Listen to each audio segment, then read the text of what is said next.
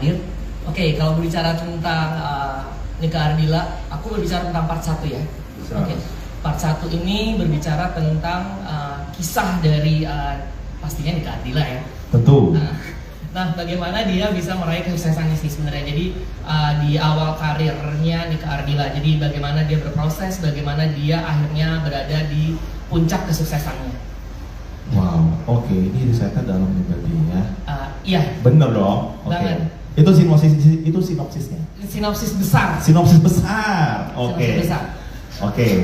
Sebelum kita masuk ke Q&A session dengan rekan-rekan media, mau ditambahkan lagi mungkin Mas Haris? Oke, jadi kalau berbicara tentang tadi kan bilang research ya.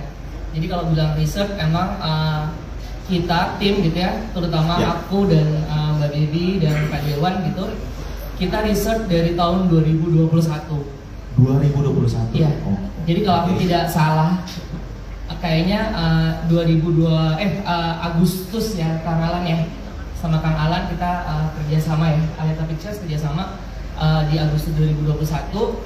Nah dari situ kita langsung research. Jadi aku, Mbak Baby, kita berusaha untuk mencari seakurat mungkin, mencari sesuatu yang unik gitu ya, sesuatu yang untold story gitu. Belum pernah diceritakan. Iya, sesuatu yang belum pernah diceritakan, yang ini bisa menjadi apa ya, dimensi baru dari Nika Ardila gitu. Jadi, nah, kalau misalnya berbicara fun fact gitu ya, karena mungkin aku terus-terusan gitu ya mencari tahu tentang Nika gitu, terus baca buku-buku biografi yang ada gitu tentang Nika Ardila, terus nontonin YouTube-nya segala macam, terus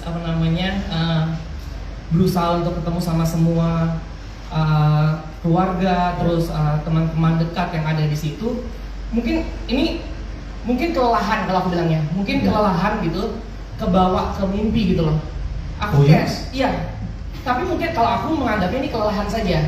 Aku menganggapnya kelelahan saja, kebawa ke mimpi itu kayak ada Nika Ardila gitu, hadir. Tapi aku nggak tahu dia ngapain ya. Mungkin karena aku kecapean terlalu sering, jadi kadang-kadang alam bawah sadar kita terbawa ya gitu. Betul, Mas. Nah pas lagi kita ngobrolin skrip gitu sama Mbak Baby gitu ya, aku lupa itu di episode keberapa gitu. Aku keceplosan ngomong, kok kayaknya ada, gue sempat di mimpi ini ya gitu. Terus Mbak Baby bilang, gue juga loh. Tapi bukan di waktu dan hari yang sama ya, tapi itu entah dia kapan gitu ya Beb ya. Aku bilang, tapi kita positif way-nya mungkin karena kita kecapean kali ya, jadi kebawa ke alam mimpi gitu ya. Terus akhirnya Pak Dewan bilang, kita ini aja yuk sekalian ziarah gitu. Nah akhirnya kita memutuskan untuk ziarah lah ke makamnya Teh Nika gitu. Kita ziarah mewakili semua Kesain Kru. Niatannya adalah untuk minta izin lah gitu bahwa sosok Nika Ardila akan kita visualkan gitu. Oh wow, ini keren banget Mas.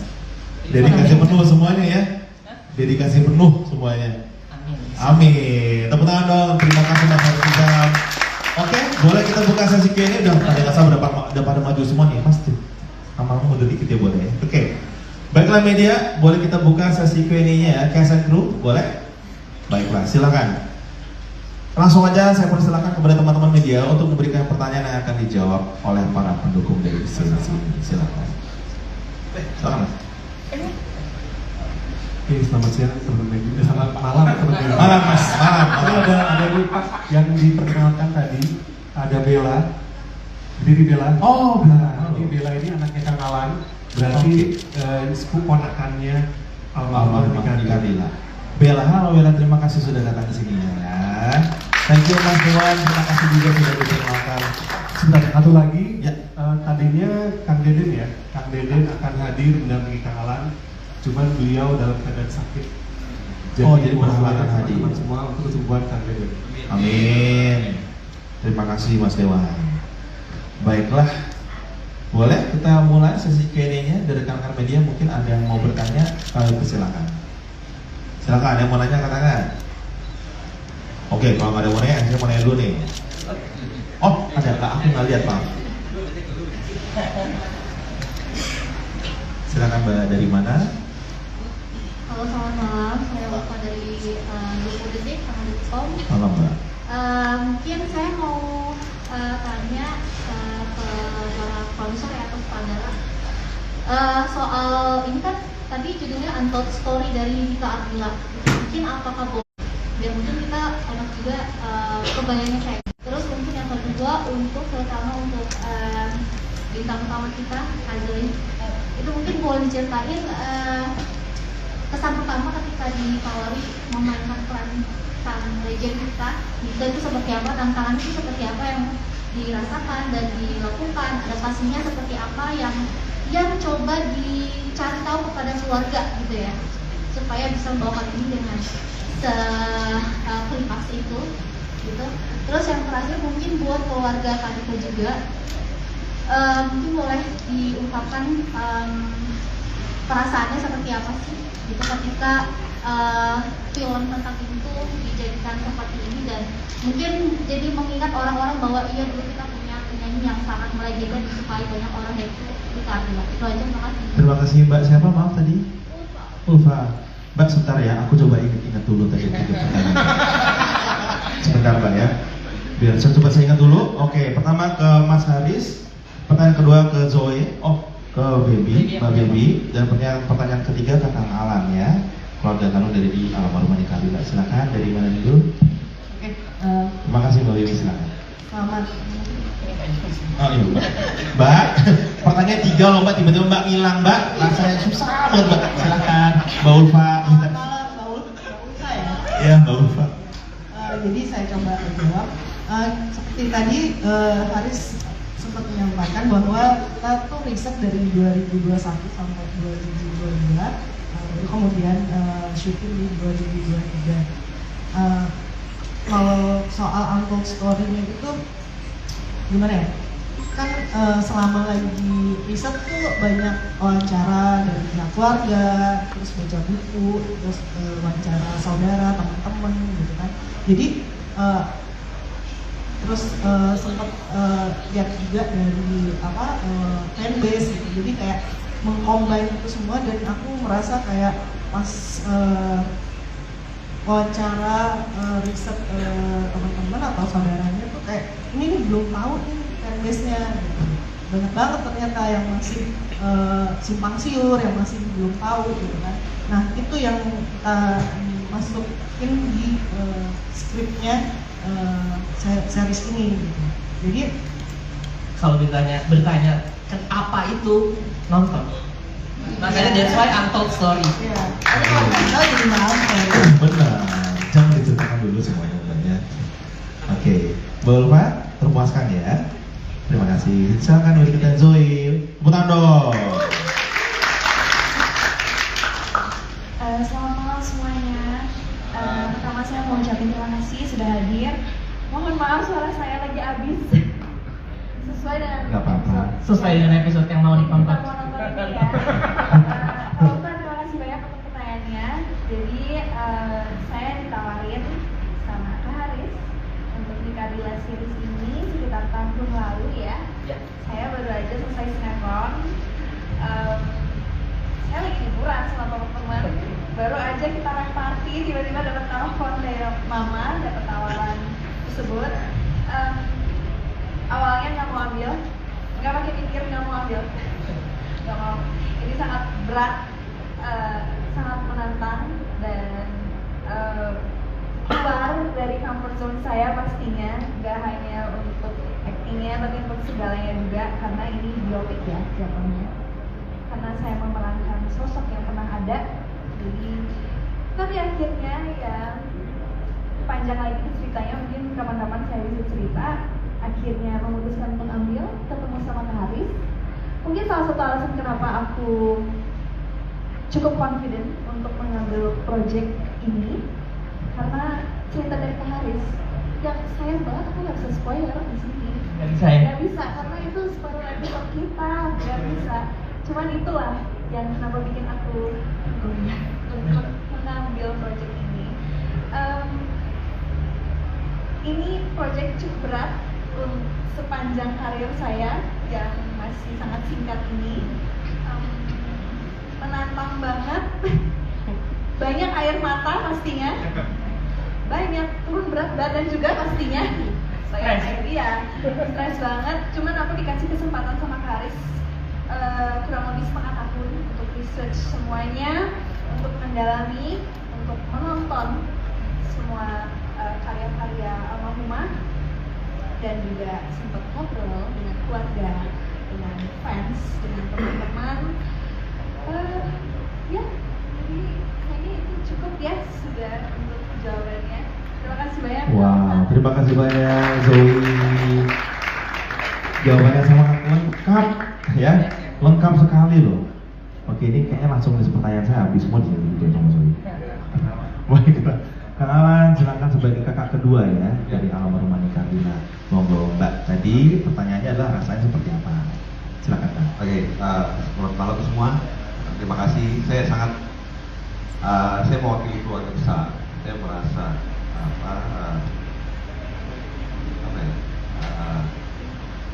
menjadi speechless. Jangan lihat aja gua jadi gewo. Lu ngeliatin gua, lu lihat generasi gua soalnya. Dan karnasi nih. Oke, saya mewakili keluarga mengucapkan banyak terima kasih terkhusus kepada tim kreatif dari Solo TV, karena sudah banyak berapa PH yang datang tapi tidak terrealisasi untuk pembuatan multimedia atau video sinetron atau film. Ini kebetulan dari Solo TV menawarkan dengan sistem. Saya juga tadinya nggak tahu nih apa sih web series, karena saya kudet ya, kurang update. Jadi apa nih, saya bertanya-tanya dulu. Yang alhamdulillah akhirnya bisa mendapatkan informasi yang detail dan bisa tersampaikan semua. Dan ya saya nggak akan panjang lebar, saya dilihatin terus nih yang mana reinkarnasi nih. Jadi gue jadi terus nih. Gue geer banget gitu dilihatin. Sorry ya Bel. Ya, dan saya minta doa pada semua untuk kesehatan kakak saya. Semoga kakak saya ke depan bisa menghadiri di acara-acara untuk web series. Tadi juga sempat telepon, dari titip salam buat semua, khusus buat tim web series ini. Semoga ke depan lebih erat lagi dan bisa dihadiri oleh kakak saya langsung. Gitu mungkin ya Mbak Urfa. Oke, terima kasih. Assalamualaikum warahmatullahi wabarakatuh. Oke, terima kasih banyak Kang Alan. Ya, oke. Tepuk tangan semuanya, terima kasih. Dan juga saudara Zoe dan Kang Alan, thank you so much sudah dijawab. Mbak Urfa, mantap. Terima kasih ya. Baiklah, mungkin ada lagi dari rekan-rekan media yang ingin bertanya. Mas silakan di belakang sana. Oke. Yang masih pakai topi.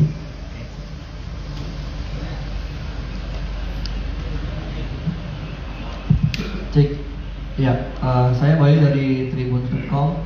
Pertama mau menanya ke Zolbas. Ketika syuting kan tadi cerita banyak air mata, terus sampai turun berat badan, stres banget. Mungkin boleh di-sharing apa hal yang paling sulit ketika memerankan almarhum Nika Adlia sampai sekarang kayak kerasa, itu kesan banget yang meninggalkan cerita banget deh itu. Yang pertama, terus yang kedua buat sutradara. Tadi lo udah bilang dia nggak mau, sempat menolak. Tapi apa sih yang bikin akhirnya tim dari produksi tuh kekeh ini harus Zolbas, ini harus dia merani. Apa maksudnya? Apa dari Zolbas yang akhirnya bikin tim ini kayak Nika banget nih? Gitu. Terima kasih, thank you, sukses buat semua. Terima kasih, baiklah. Silakan. Halo Kak, terima kasih untuk pertanyaannya. Mungkin kalau bocorin dikit, salah satu tantangan untuk saya pribadi itu mungkin untuk adegan konser ya. Karena pertama saya bukan penyanyi, nggak bisa nyanyi sama sekali. Walaupun ada beberapa adegan pakai suara saya asli maupun lip sync, tapi kan tetap gimana caranya feel-nya dapat ke penonton. Gimana feel-nya dapat Haris itu udah tantangan Jadi mungkin itu di belakang layar pastinya ada air mata yang Kak Haris langsung bahkan yang tenangin saya ya. Kak Haris yang bikin saya nangis, Kak Haris sendiri yang tenangin. Gimana tuh? Takut juga nggak jadi tuh sih. Cuman ya biasalah, namanya juga perempuan harus ditangisin dulu baru dilewatin itu semua. Dan ya emang itu nggak sih? Ya stres ya karena pertama apa yang saya udah jawab sebelumnya, saya memerankan sosok yang pernah ada, gimana caranya body language, mimik, cara ngomong, segalanya dari bentuk dari atas sampai bawah, gimana caranya nggak bisa 100% mirip tapi semirip mungkin ya. Itu sih tantangan yang cukup berat. Gimana Kak Haris tuh minta aku naikin berat badan tapi malah turun karena memang cukup stres. Cuman alhamdulillah terlewat semua, itu juga berkat dengan Kak Haris. Jadi terima kasih Kak untuk pertanyaannya. Terima kasih Zoe. Oke, Kak Haris lah. Ya, oke, kalau berbicara tentang tadi gimana ngeyakinin Zoe Abbas akhirnya mau gitu ya, dan kenapa akhirnya aku pilih Zoe Abbas gitu, apa yang pertimbangan ya consider dari kita tim memilih Zoe. Jadi sebenarnya emang saat kita udah plotting bahwa Nika Ardila akan dibuat gitu dan aku ditunjuk sebagai direkturnya, kita emang agak sulit sekali untuk bisa mencari sosok yang memerankan tokoh Nika Ardila karena fansnya sampai sekarang masih banyak sekali gitu, dan ini sekarang aja di depan ada 50 fansnya yang ikut nonton. Wow. Nah jadi pertama kali gitu ya, kita ajak mereka untuk ikut mencari gitu siapa Nika Ardila gitu. Itu yang pertama. Terus yang kedua, keluar tuh ada 5 nama ya keduanya. Ada 5 nama yang salah satunya ada Zoe Abbas di dalamnya. Ada Zoe Abbas. Nah, saat aku stalking IG-nya Zoe gitu ya, aku intip gitu ya, lihat-lihat gitu. Wah ini oke nih, kayaknya Nika Ardila banget gitu. Menurut pandangan saya, beberapa sisi angle-nya, kalau dari samping, senyumnya, wah ini Nika nih gitu. Terus aku minta sama tim aku, ada Mbak Nunuy, entah di mana. Nah, aku minta dia coba cari Zoe gitu ya. Ternyata emang susah sekali jadwalnya gitu. Jadwalnya susah sekali. Pokoknya nggak bisa gitu kan. Agak penekanannya kenceng ya Mas? Iya, karena emang nggak bisa gitu. Nggak bisa ya? Tapi aku kayak yaudah, pokoknya kita tetap running persiapan, kita tetap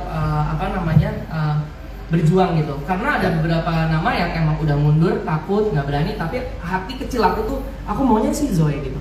Wow. Nah, saat tiba-tiba Zoe mengiyakan datang, karena kata mamahnya kalau aku nggak salah tuh bocoran, ya udah ketemu dulu aja silaturahmi gitu, ya kan? Oke. Gitu.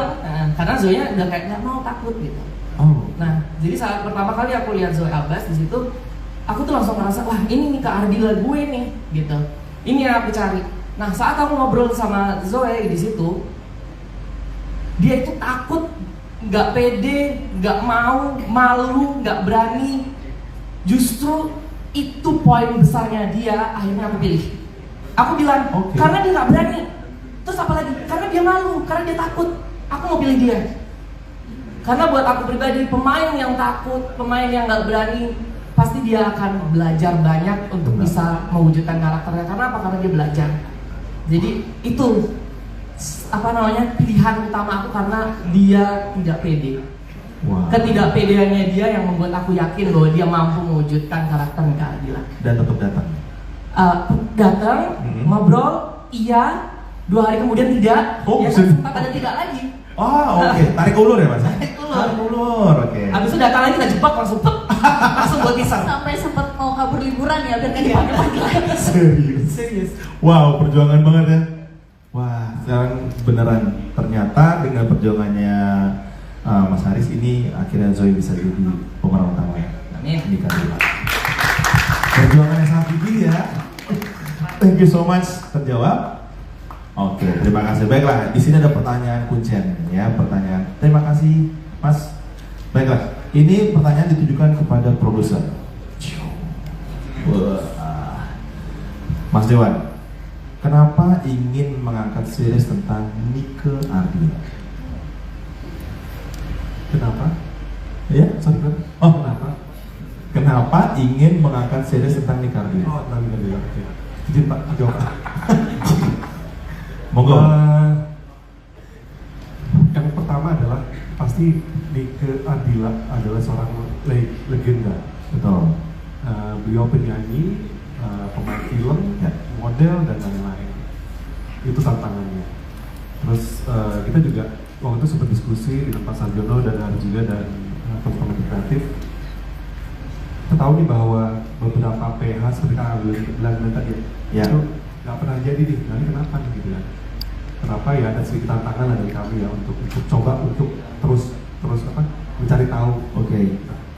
Nah, hasil riset banyak nih fakta-fakta atau banyak cerita-cerita yang kayaknya kalau dibuat film tuh nggak cukup selama 90 menit atau selama 2 jam. Mungkin harus 10 jam mungkin ya. Oh, jadi ini salah satu alasan kenapa tidak dibikin movie tapi series? Itu salah satu alasan. Oh, salah satu alasan. Nah, yang kedua adalah kami OTT. Secara marketing, salah satu marketing adalah untuk mengikat penonton. Yeah. Nah, kita membuat series salah satunya. Itu kenapa alasan-alasan yang kami akhirnya memutuskan untuk series. Oke. Jadi tidak hanya series, ini part 1, insya Allah ada part 2, sudah berjalan berjalan, dan mungkin nanti kunciannya di Lelebar tujuan. Wow. Jadi oke, jadi sebuah project jangka panjang dimulai dari part 1 yang hari ini kita saksikan episode 1, nanti ada part 2, dan mungkin kita buat sesuatu tentang nikah Ardila, tapi mungkin nggak hanya film saja, hanya mungkin. Oh, ditunggu Mas. Ya, jadi kunciannya mungkin nanti ke depannya adalah film.